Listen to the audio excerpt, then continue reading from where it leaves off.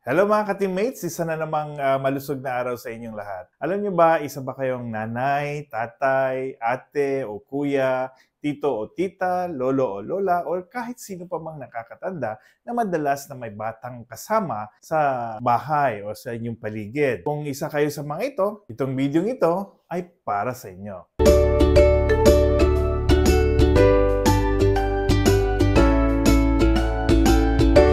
Video, we'll talk about the important objects that kids may ingest unintentionally and what to do in case you encounter one. Kadalasan, normal na sa mga batang may edad na 6 na buwan hanggang 4 na taon na sila ay mahilig mag-explore sa mga bagay-bagay sa kanilang paligid. Lalo na itong mga kanilang mga laruan o yung mga coins or kahit anumang mga bagay na matitingkad ang kulay na minsan na pagkakamalan nilang pagkain. Ang intention lang ng mga ito ay maglaro. Pero minsan, na-aksidenteng nalulunok ang mga bagay-bagay na ito. So isa ito sa mga kadalasang problema o peligro na maaaring mangyari sa mga batang ito. So pag sinabi nating foreign body, maraming klaseng foreign body ang mga nandyan. Meron tayong mga coins, no? Meron mga battery, mga magnets, o yung mga parts ng mga laruan. Ang iba naman yung mga buto ng pakwan, buto ng kalamansi, no? Or pati minsan, pupunta sa inyong mga anak, manalunok daw nila yung ngipin nila na umuuga na, yung malapit ng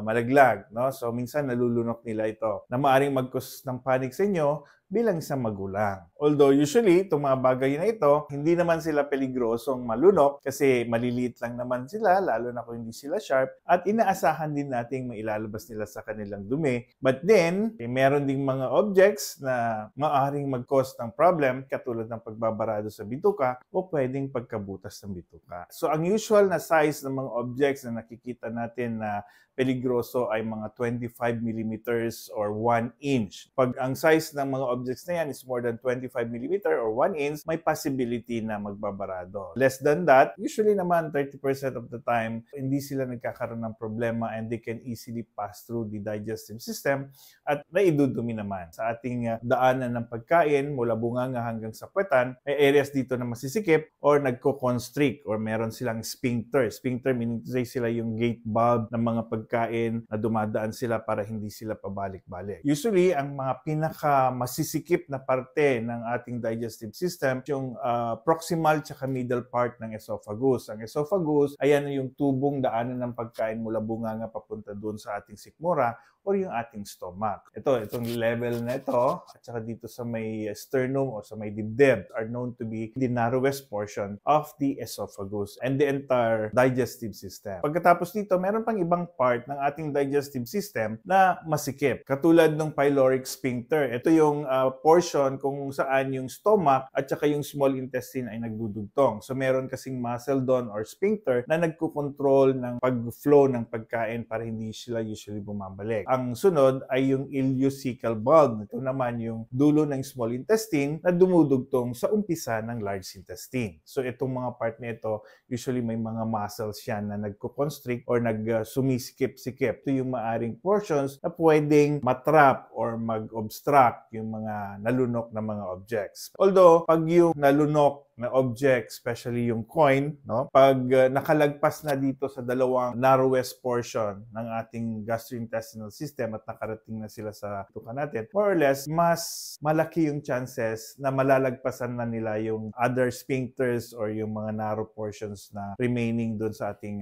gastrointestinal system. And eventually, they will be able to pass out that object. Sa mga foreign bodies na ito, ang pinaka-most common na nalulunok ng mga bata ay coins. Yung Philippine peso coin natin na BSP, yung pinakabagong design. Ito yung inilabas noong 1995. The diameter of the 1 peso coin is around 24 millimeter. At yung 25 cents is around 20. If you were born before the BSP series, yung bagong lipunan series, ang size ng 1 peso coin natin dati is 33 millimeter. Yung 25 cents is equivalent to 21 millimeters. Piso natin ngayon at yung 25 cents doon ang magka-size. So, madalas nung unang panahon, ang nalulunok naman yung 25 cents rather than yung 1 peso kasi malaki na yung 1 peso. Pero nowadays, it's the 1 peso which has the 24 millimeter size and 2.05 millimeter in thickness. No? Yun na usually ang nalulunok ng mga bata. Okay, although it is rounded, pero makikita mo may ridges yan. May mga guhit-guhit sa gilid na medyo rough. So, maaring ito yung maging magiging cause na gagasgas doon sa walls ng ating digestive system and may eventually cause some problem, no? Potential problem. So, pag nangyari ito sa inyo, ano ba ang dapat nating gawin sa bahay pa lang or sa place of incidence, no? Unang-una, huwag kayong magpanik. Okay? Yung magulang, huwag kayong magpanik. Huwag dapat kayo unang nagpapakita na natataranta kesa yung mga anak ninyo. Kasi pag nakita ng anak ninyo na natataranta kayo, kahit wala namang nangyari sa kanya, magpapanik din yung bata. So, all the more, magkukos siya ng false impression. Nahirapan na yung anak kong huminga. Yung pala, okay naman siya, kaya lang natataranta dahil sa inyo. So, yun ang unang-unang dapat yung gawin. Do not panic. The next thing that you have to do is nothing. Wala kayong gagawin. Obserbahan nyo lang muna yung pasyente ninyo. Tapos kung komportable naman siya at hindi siya nagpapakita ng mga senyales na nahirapang huminga, well, most probably, kung nakalunok man talaga yan ng mga objects or ng coins, by now, baka nakapass through na siya hanggang stomach. So sabi nga natin, once na nalagpasan niya yung dalawang narrowest portion sa ating esophagus, pag nasa stomach na siya, chances are, kakalusot na rin siya sa the rest of the sphincters. Asahan natin na makakalabas siya. So relax lang, obserbahan nyo, wala kayong gagawin. Next na gagawin nyo is to pacify the already frightened child. Takot na yan. Yung batang na yan, nanginginig na yan. Minsan nga, hindi nila sasabihin sa inyo dahil sa takot. Makikita nyo na lang may problema na or balisa yung bata. No? Katulad sa akin noon, I remember when I was 4 years old, I accidentally na nakalunok ng buto ng kalamansi. So, hindi ko sinabi sa parents ko, sinabi ko sa brother ko, so who is elder than me. Tapos, ang sagot niya sa akin ay, "Lo, lagot ka. Mag-antay ka ng 3 araw, may tutubo ng puno sa tiyan mo." So, it bothered me so much. So, dala-dala ko yun. Hindi ko sinabi sa parents ko. Dala-dala ko yun hanggang sa napakatagal na panahon, hanggang sa naintindihan ko yung mga bagay-bagay. So, imagine kung takot na nga yung anak ninyo, tatakutin nyo pa, di lalo kayo magkakaproblema. So don't do that, no? Do not add injury to the already frightened child. Kasi baka naman wala siyang nalunok, natakot lang siya, so nagkaroon na siya ng pseudo symptoms, kung ano-ano na sinasabi sa inyo. So next is, you have to check the breathing of the child. Okay? Yun ang pinaka-importante kung paano siya huminga. Obserbahan nyo. If there are any signs na meron ng difficulty of breathing, well, kinakailangan nyo na siyang dalhin sa ospital o sa pinakamalapit na doktor na po pwedeng tumulong sa inyo. So kung okay naman at medyo kalpante naman lahat at nagsabi sa inyo yung mga anak ninyo na baka meron silang nalunok, na sunod na gagawin ninyo ay open the mouth. Let the child open his or her mouth or very slowly or very gently, and then you examine. Tignan mo yung sa loob ng bunganga. At pag nakita mo na nandun naman, kaya mo namang kunin, at nakita mo yung object na nandun, na nagfo-float o naglalaro lang naman dun sa may dila niya na hindi naman pumapasok at kaya mo naman abutin, then you can manually pick that up. Okay? Slowly and gently. Pag nakikita mong naitutulak mo yung, then stop. Huwag ka nang mag-proceed. Ask for help. So next na pwede natin gawin, if the child can follow command, no? Pwede nyo silang i-ask na umubo. Pwede nyo silang paubuin hanggang sa mailabas nyo yung coin. Pero pag walang pagbabago at nakita nyo na hirap na yung bata, stop. Okay? Huwag nyo na siyang piliting paubuin. That's the time that you have to ask for help. Okay? Next is, we can do the Heimlich maneuver or yung tap sa likod. Heimlich for yung mga mas matatanda na mga bata. This is when you put your knuckles ng inyong thumb dito sa inyong sikmura and then you make a gentle thrust. Ganon.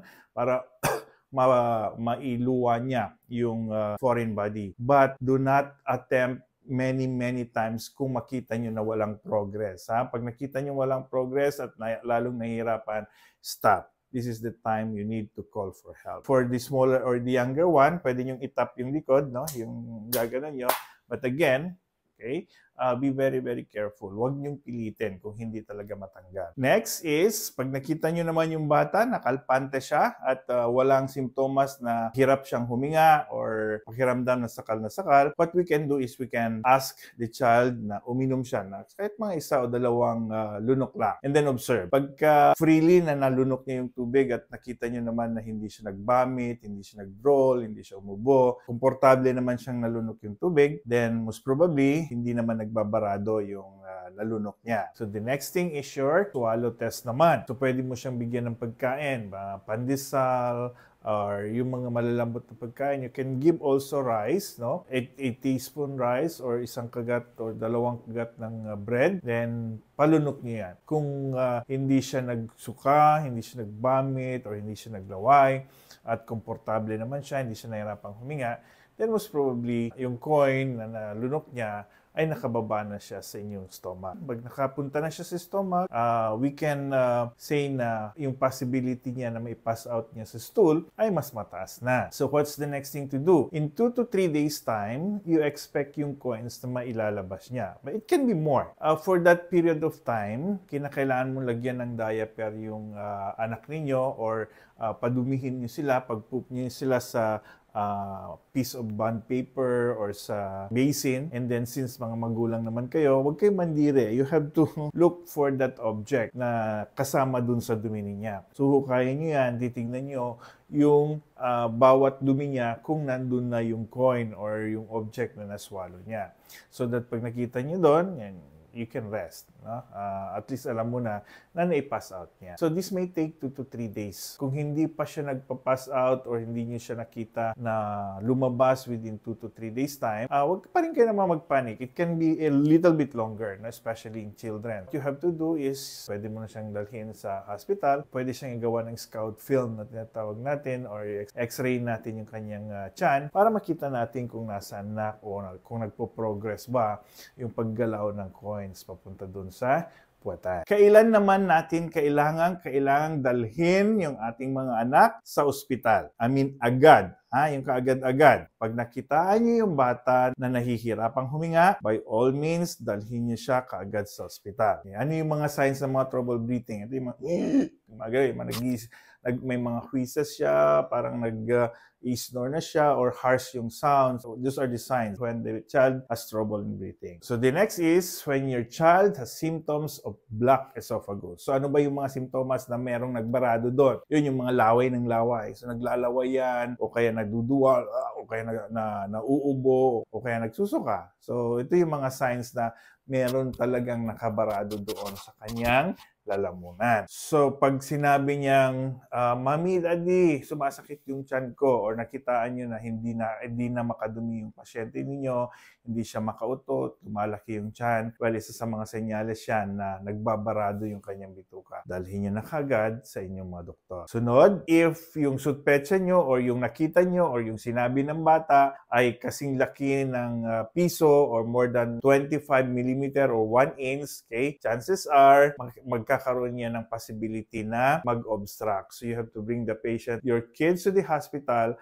para magawan siya ng x-ray at makita natin kung ano talaga yung nalunok niya. O baka naman wala siyang nalunok or takot lang. Makita natin kung anong level na, kung nasaan na ba yung nalunok niyang piso. Kasi kung nandito na sa sikmura, again, sabi ko sa inyo, chances are, pwede na nating obserbahan yon at antayin na lang natin na kusa niyang ilalabas sa kanyang dumi. Pero pag na-stuck siya dito sa kanyang lalamunan, marami pa tayong pwedeng gawin pagka dinala nyo sa eksperto sa ospital. Okay, next is, pagka sinabi ng anak ninyo, pero hindi naman sigurado kung ano yung klaseng lunok niya or kayo mismo may pagdududa na nakalunok yung bata or kayo mismo nagdududa na baka naman din nakalunok. So the best thing to do is bring your patient to the hospital, and if these are coins and metallic objects, chances are makikita natin yan sa x-ray at mamomonitor natin yung movement niya. Okay? And the last but not the least, to yung wala ng tanong-tanong. Pag ang inyong mga anak ay nakalunok ng button batteries, yung mga ginagamit natin sa relo, magnets, sharp object, very long object, this is a no question situation. You have to bring your child immediately to the nearest hospital. Bakit napakadelikadong makalunok ng button batteries? Kasi itong mga button batteries, kahit mga old na yan, no, may chances are, magcha-charge sila sa loob, merong silang voltage or uminit. Pag uminit yan, maaring masunog yung ating bituka or yung esophagus at eventually magkaroon ng perforation. O kaya kaluma na usually nagre-release sila ng mga chemicals which will cause chemical burns doon sa ating gastrointestinal tract, and eventually they cause perforation. Kadelikado po yan. Kasi pag magnets, usually, baka may madikitan siyang bakal sa labas or baka dalawang magnet o nalunok niya sa loob, magdidikit yan. Kung meron dito sa isang bituka, sa kabilang bituka nagdikit, maaring masakal. No? Pag nagdikit na gano'n, magsasakal at magbubutas yan. So magkakaroon kayo ng perforations sa mga bituka. Sa mga sharp objects naman, syempre, tulad ng thumbtacks, no? Yung mga perdeble na nakabukas, yung mga pushpins, pakatas yung chances niya na tutusok siya doon sa wall ng inyong gastrointestinal system and eventually may cause perforations, which are very deadly. So pag dinala ninyo yung mga anak ninyo sa hospital, dito maaalalayan na kayo ng mga doctors ninyo na tanggalin. Usually tinatanggal natin yan manually. Pa rin kayo magpanik. Yung mga doktor nyo, maraming pwedeng gawin yan. Maring manual na susungkitin nila, hindi nyo kayang gawin sa bahay, pwede nilang gawin kasi alam nila yung anatomy, alam nila kung kailan sila titigil, kung kailan sila puproceed, or anong instrumento yung dapat nilang gawin. And usually, gumagamit kami ng camera or scope or mga endoscope, tapos yung dulo ng mga camera yun, may mga pang-ipit na gano'n. So pag pinasok mo po, pwede natin siyang i-pull out. Lalo-lalo na yung mga batteries. So pag nakita natin dito or anywhere else in your stomach, immediately within 2 hours, that battery should be removed from the stomach or anywhere else from the esophagus. Kasi once na lumagpas na siya from the stomach, wala na po tayong camera na aabot beyond stomach. No? Sa small intestine, wala na tayong panghabol doon. So the only thing that we can do is to wait and observe na sana lalabas na siya sa ano. Pero kung battery yan, baka doon pa magkakaroon ng leak at doon magkukos ng burn. So wala tayong ibang choice kundi mag-explore. Yan yung inooperahan na natin. Binubuksan na natin at hahanapin natin yung mga nagbarado o nag-cause ng butas at sa bituka. Sana hindi tayo darating sa ganong punto. So, I hope mga ka-teammates, nabigyan ko na naman kayo ng konting tips and insight. Hindi man ito kompleto, pero at least kahit paano, yung mga practical and common occurrences or situations ay na-i-explain ko sa inyo so that maaring makatulong ako sa inyo kung ano yung nararapat na gawin kung itong mga pangyayaring ito ay mangyari sa inyo. Unang-una pa rin, tandaan po natin, prevention is the key. So keep a watchful eye on your little ones. No? Siguraduhin ninyo na walang laruan doon sa